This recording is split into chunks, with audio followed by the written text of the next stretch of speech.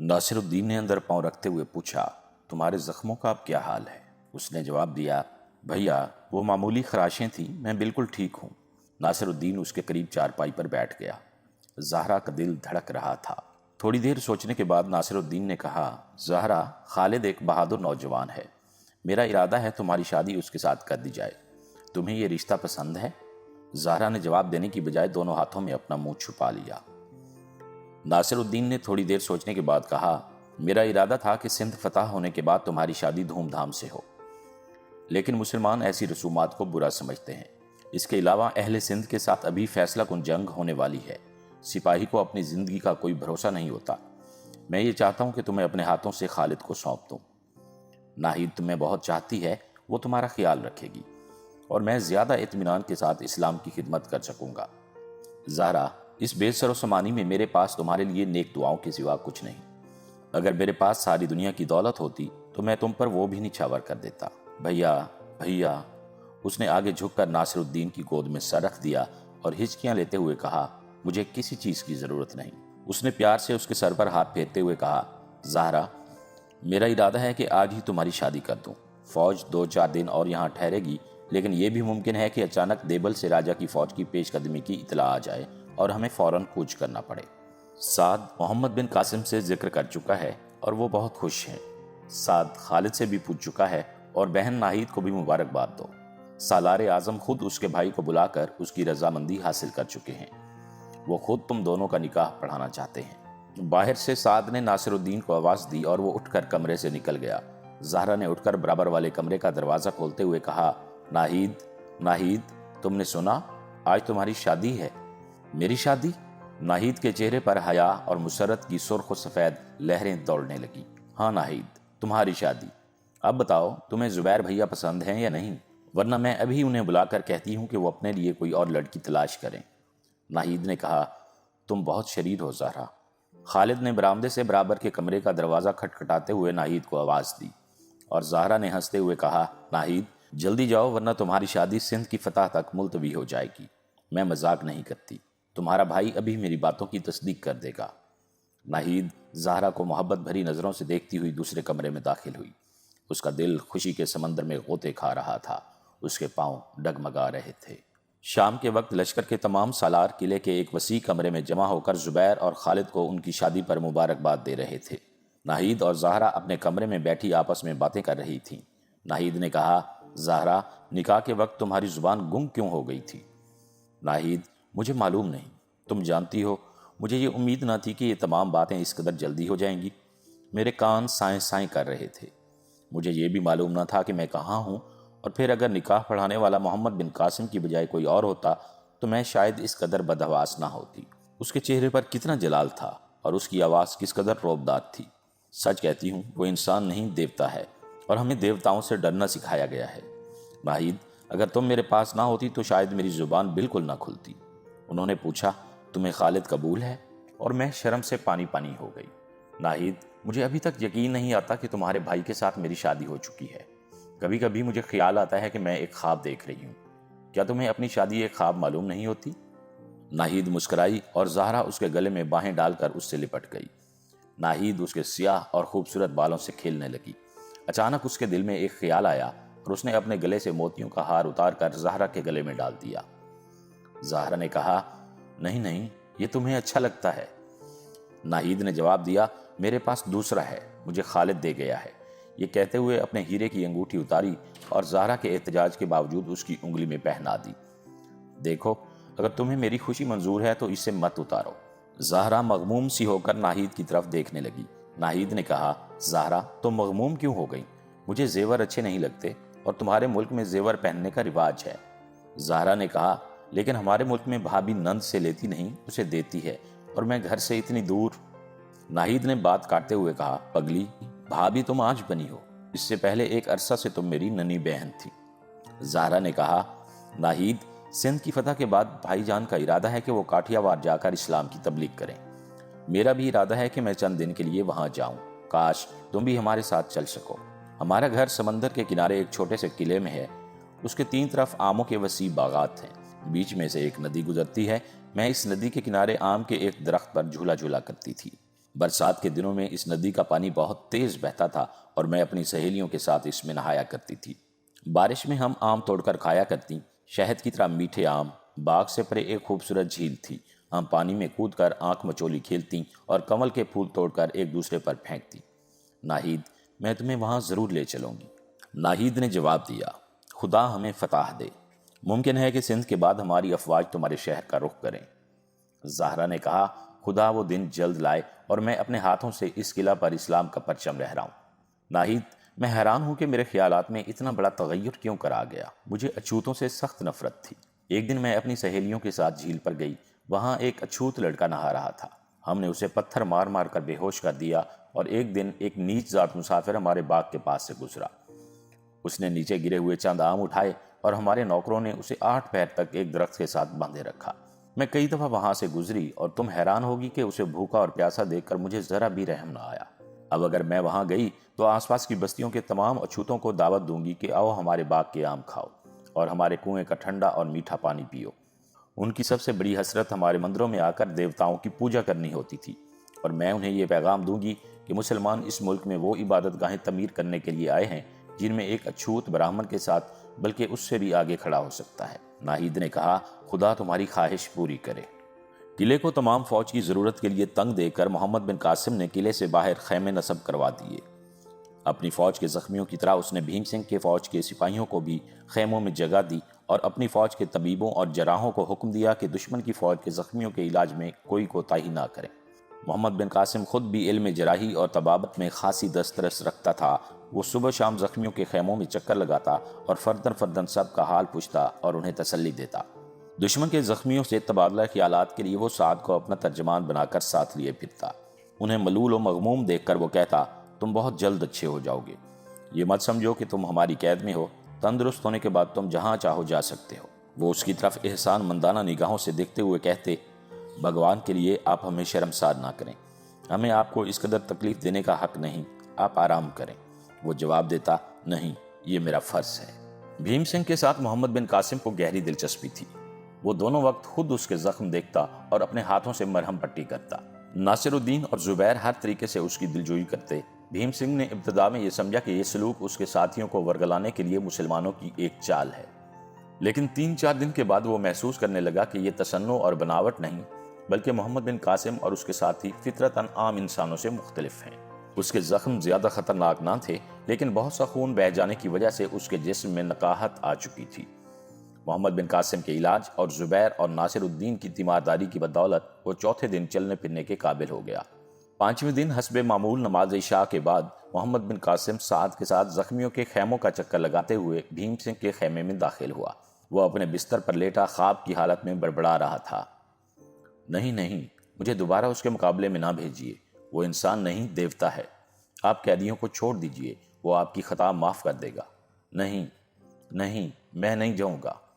راجہ کے پاپ کی سزا پرجا کو کیوں ملے؟ مجھے موت کا ڈر نہیں، لیکن میری جان لے کر تم آنے والی مصیبت کو نہیں ٹال سکتے۔ ظالم، بزدل، اف، بھگوان۔ بھیم سنگھ نے کپ کپا کر آنکھیں کھول دیں اور حیرت زدہ ہو کر سعد اور محمد بن قاسم کی طرف دیکھنے لگا۔ محمد بن قاسم نے کہا، معلوم ہوتا ہے کہ تم کوئی بھیانک خواب دیکھ رہے تھے۔ بھیم سنگھ سوچ میں پڑ گیا۔ اس کی پیشانی پر پسینے کے قطرے یہ ظاہر کرتے تھے کہ خواب کی حالت میں وہ سخت ذہنی کشمکش میں مبتلا تھا۔ محمد بن قاسم نے آگے بڑھ کر اس کی نبض پر ہاتھ رکھتے ہوئے کہا، تمہاری طبیعت بالکل ٹھیک ہے، زخم میں تکلیف تو نہیں؟ اس نے اپنے ہونٹوں پر مغموم مسکراہٹ لاتے ہوئے جواب دیا، نہیں۔ محمد بن قاسم نے کہا، میری فوج کل صبح یہاں سے کوچ کرنے والی ہے۔ مجھے افسوس ہے کہ بعض مصلحتیں مجھے یہاں زیادہ دیر قیام کرنے کی اجازت نہیں دیتی، ورنہ میں چند دن اور تمہاری تیمارداری کرتا۔ بہر صورت میں 500 سپاہی قلعے میں چھوڑ کر جا رہا ہوں، وہ تم لوگوں کا خیال رکھیں گے۔ تمہاری فوج کے جو زخمی تندرست ہو چکے ہیں انہیں کل اپنے گھروں کو جانے کی اجازت ہوگی۔ تم جب تک گھوڑے کی سواری کے قابل نہیں ہوتے یہیں ٹھہرو۔ بھیم سنگھ نے کہا، آپ کا مطلب ہے کہ آپ تمام قیدیوں کو رہا کر دیں گے؟ محمد بن قاسم نے جواب دیا، ہمارا مقصد لوگوں کو قیدی بنانا نہیں، بلکہ ہم انہیں ایک ظالم حکومت سے نجات دلا کر ایک ایسے نظام سے آشنا کرنا چاہتے ہیں جس کا بنیادی اصول مساوات ہے۔ آپ کے سپاہی ہمیں غیر ملکی حملہ آور سمجھ کر ہمارے مقابلے میں آئے تھے، لیکن انہیں یہ معلوم نہ تھا کہ ہماری جنگ وطن کے نام پر نہیں، قوم کے نام پر نہیں، ہم سندھ پر عرب کی برتری نہیں چاہتے۔ ہم روئے زمین کے تمام انسانوں کی بہتری کے لیے ایک عالمگیر انقلاب چاہتے ہیں، ایک انقلاب جو مظلوم کا سر اونچا رکھنے کے لیے ظالم کی لاٹھی چھین لینا چاہتا ہے۔ ہماری جنگ راجوں اور مہاراجوں کی جنگ نہیں، انسانوں اور بادشاہوں کی جنگ ہے۔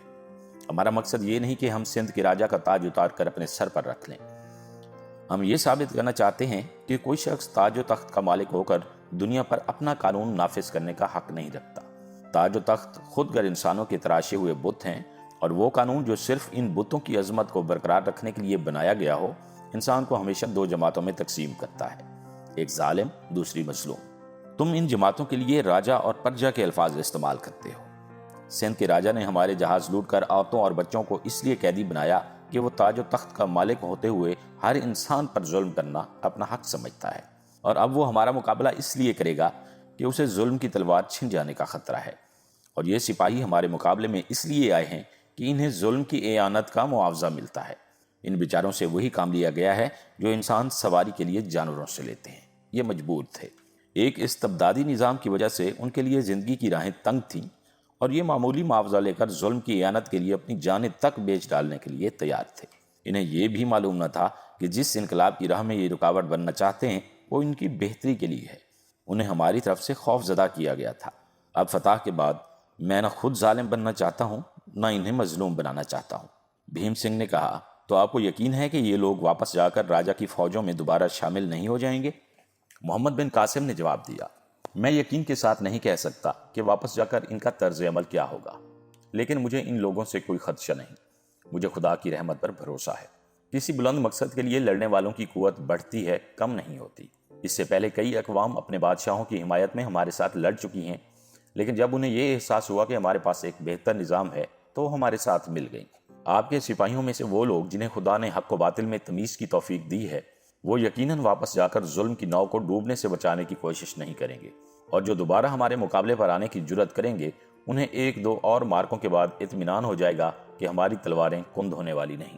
بھیم سنگھ نے کہا، آپ تاج و تخت کے دشمن ہیں اور آپ انسان پر انسان کی حکومت کے قائل نہیں، لیکن جب تک کوئی حکومت نہ ہو ملک میں امن کیسے رہ سکتا ہے؟ محمد بن قاسم نے جواب دیا، اگر استبداد کا ڈنڈا مظلوم کی آواز اس کے گلے سے نہ نکلنے دے تو اس کا یہ مطلب نہیں کہ ملک میں امن قائم ہو گیا۔ میں تمہیں پہلے بتا چکا ہوں کہ ہم دنیا میں انسان کا قانون نہیں بلکہ خدا کا قانون چاہتے ہیں۔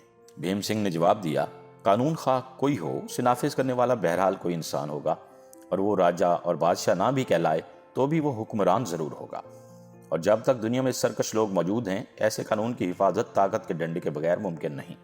محمد بن قاسم نے کہا، یہ درست ہے، لیکن اس قانون کا پہلا مطالبہ یہ ہے کہ اسے نافذ کرنے والی جماعت صالحین کی جماعت ہو۔ جب تک ہم صالحین کی جماعت سے تعلق رکھیں گے خدا اپنے قانون کی حفاظت کا کام ہم سے لے گا۔ کل اگر تمہارے ملک سے کوئی قوم صالحین کی جماعت بن جائے تو اس قانون کے نفاذ کی ذمہ داری وہ سنبھال لے گی، لیکن طاقت کا ڈنڈا اسے اپنے اقتدار کی حفاظت کے لیے نہیں بلکہ اس قانون کی حفاظت کے لیے استعمال کرنے کی اجازت ہوگی۔ مسلمانوں کے امیر اور دوسری اقوام کے بادشاہوں میں یہ فرق ہے کہ وہ طاقت کا ڈنڈا ظالم کے خلاف مظلوم کی اعانت کے لیے کام میں لاتے ہیں، اور بادشاہ اسے فقط اپنے دائمی تسلط کے لیے استعمال کرتے ہیں۔ بھیم سنگھ نے کچھ دیر سوچنے کے بعد سوال کیا، تو کیا مجھے بھی ان لوگوں کے ساتھ واپس جانے کی اجازت ہوگی؟ میں شاید پہلے بھی کہہ چکا ہوں کہ تم تندرست ہونے کے بعد جب چاہو جا سکتے ہو۔ بھیم سنگھ نے کہا، میں سفر کے قابل ہوں، اگر آپ اجازت دیں تو کل ہی روانہ ہو جاؤں۔ ابھی تمہارے زخم ٹھیک نہیں ہوئے، لیکن اگر تم کل ہی جانا چاہو تو میں تمہیں نہیں روکوں گا۔ بھیم سنگھ پھر تھوڑی دیر سوچنے کے بعد بولا، لیکن آپ کو شاید معلوم نہ ہو، میں سندھ کے سیناپتی کا لڑکا ہوں اور میرا واپس جا کر فوج کے ساتھ شامل ہو جانا آپ کے لیے خطرناک ہو سکتا ہے۔ اس لیے اگر آپ مجھے چھوڑنے سے پہلے مجھ سے یہ وعدہ لینا چاہتے ہیں کہ میں دوبارہ آپ کے مقابلے پر نہ آؤں تو میں اس شرط پر جانے کے لیے تیار نہیں۔ میں نے تم کو ایسا وعدہ کرنے کے لیے نہیں کہا۔ ہاں، میں تم سے فقط ایک بات کہوں گا، تم راجہ طاہر کو میرا یہ پیغام پہنچا دو کہ اب ارور ہم سے زیادہ دور نہیں۔ اگر اس نے عرب قیدیوں کے ساتھ برا سلوک کیا تو اس کے لیے اچھا نہ ہوگا۔ بھیم سنگھ نے جواب دیا، میں یہ وعدہ کرتا ہوں اور مجھے امید ہے کہ جب اسے میرے زخمی سپاہیوں کے ساتھ آپ کے سلوک کا پتہ چلے گا تو وہ یقیناً متاثر ہوگا۔ میں نیکی کا بدلہ نہیں چاہتا، میں صرف یہ چاہتا ہوں کہ تم اس کی آنکھوں سے غرور کی پٹی اتار دو اور اسے یہ بھی بتا دو کہ وہ آتش فشاں پہاڑ کے دہانے پر کھڑا ہے۔ اس گفتگو کے دوران میں نے شاید کوئی تلخ بات کہہ دی ہو، اگر تمہیں کسی بات سے رنج پہنچا ہو تو مجھے ایک انسان سمجھ کر درگزر کرنا۔ محمد بن قاسم یہ کہہ کر خیمے سے باہر نکل آیا۔ بھیم سنگھ بار بار اپنے دل میں یہ کہہ رہا تھا، تم انسان نہیں دیوتا ہو۔ چند دن بعد محمد بن قاسم کی فوج دیبل سے چند میل کے فاصلے پر پڑاؤ ڈال چکی تھی۔ رات کے تیسرے پہر اس نے اٹھ کر نماز تہجد ادا کی اور زبیر کو ساتھ لے کر پڑاؤ کا ایک چکر لگایا۔ دن بھر کے تھکے ماندے سپاہی گہری نیند سو رہے تھے۔ پہرے دار اپنی اپنی جگہ پر چوکس کھڑے تھے۔ سمندر کی نمی سے خنک ہوا میں چند ساتیں سونے کی وجہ سے محمد بن قاسم اپنے اعضاء میں کسل محسوس کر رہا تھا۔ اس نے زبیر سے کہا، آؤ زبیر، اس ٹیلے پر چڑھیں، دیکھیں اس چوٹی پر پہلے کون پہنچتا ہے۔ ہوشیار، 1 2 3۔ دونوں بھاگتے ہوئے ٹیلے کی چوٹی کے قریب پہنچے۔ محمد بن قاسم زبیر سے چند قدم آگے جا چکا تھا، لیکن اوپر سے پہرے دار نے آواز دی، ٹھہرو، کون ہے؟ محمد بن قاسم نے رک کر جواب دیا، محمد بن قاسم۔ پہرے دار نے آواز پہچان کر کہا، سالار اعظم، اب مطمئن رہیں، ہم اپنے فرائض سے غافل نہیں۔ اتنی دیر میں زبیر بھی محمد بن قاسم سے آ ملا۔ محمد بن قاسم نے سمندر کی تر و تازہ ہوا میں چند سانس لیے اور چاروں طرف نگاہ دوڑائی۔ 16ویں رات کی چاندنی میں ستاروں کی چمک ماند پڑ چکی تھی۔ فضا میں ادھر ادھر اڑنے والے جگنوں صبح کے چراغ نظر آتے تھے۔ چاند کی روشنی نے نیلگوں سمندر کو ایک چمکتا ہوا آئینہ بنا دیا تھا۔ مشرق سے صبح کا ستارہ نمودار ہوا۔ محمد بن قاسم نے زبیر کی طرف دیکھا اور کہا، زبیر، دیکھو یہ ستارہ کس قدر اہم ہے، لیکن اس کی زندگی کتنی مختصر ہے۔ یہ دنیا کو ہر صبح آفتاب کی آمد کا پیغام دینے کے بعد روپوش ہو جاتا ہے، بلکہ یہ کہنا چاہیے کہ سورج کے چہرے سے تاریکی کا نقاب الٹ کر اپنے چہرے پر ڈال لیتا ہے، لیکن اس کے باوجود جو اہمیت اسے حاصل ہے وہ دوسرے ستاروں کو حاصل نہیں۔ اگر یہ بھی دوسرے ستاروں کی طرح تمام رات چمکتا تو ہماری نگاہوں میں اس کا رتبہ اس قدر بلند نہ ہوتا۔ ہم رات آسمان پر کروڑوں ستارے دیکھتے ہیں، لیکن یہ ستارہ ہمارے لیے ان سب سے زیادہ جاذب توجہ ہے۔ عام ستاروں کی موت و حیات ہمارے لیے کوئی معنی نہیں رکھتی، بالکل ان انسانوں کی طرح جو دنیا میں چند سال ایک بے مقصد زندگی بسر کرنے کے بعد مر جاتے ہیں اور وہ دنیا کو اپنی موت و حیات کا مفہوم بتانے سے قاصر رہتے ہیں۔ زبیر، مجھے اس ستارے کی زندگی پر رشک آتا ہے۔ اس کی زندگی جس قدر مختصر ہے، اسی قدر اس کا مقصد بلند ہے۔ دیکھو، یہ دنیا کو مخاطب کر کے کہہ رہا ہے کہ میری عارضی زندگی پر اظہار تعسف نہ کرو۔ قدرت نے مجھے سورج کا ایلچی بنا کر بھیجا تھا اور میں اپنا فرض پورا کر کے جا رہا ہوں۔ کاش میں بھی اس ملک میں آفتاب اسلام کے طلوع ہونے سے پہلے صبح کے ستارے کا فرض ادا کر سکوں۔ زبیر محمد بن قاسم کی طرف بغور دیکھ رہا تھا۔